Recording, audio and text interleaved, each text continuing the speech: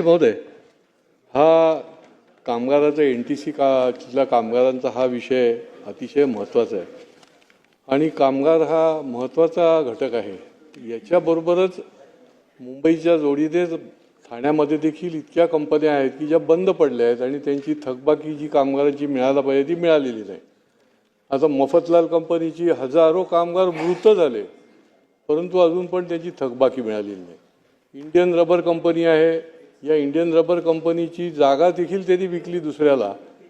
ती जागातला काही भाग ठाणे महापालिकेने क्लस्टरमध्ये घेतला जमीन, पण तिथे राबणारे जे कामगार होते त्या कामगारांना अजून त्यांची थकबाकी मिळाली नाही। तिथले देखील 150-200 कामगार मृत पावले।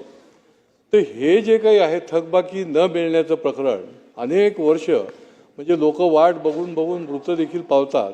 तर याच्या संबंधी शासनाने त्याच्यामध्ये काही हस्तक्षेप करण्याची गरज आहे, त्याच्यासंबंधी काही योजना बनवायची गरज आहे की तुम्ही जमीन विकू शकणार नाही, अमुक करू शकणार नाही।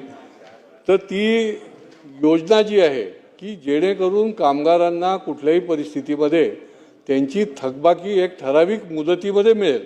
आता प्रॉव्हिडंट फंड देखील मिळालेलं नाही, तर अशा प्रकारचं अन्य कामगारांच्यासाठी देखील बंद पडलेल्या कंपन्यांच्या आपण काही योजना आणि काही ठोस अशा प्रकारच्या उपाययोजना करणार का?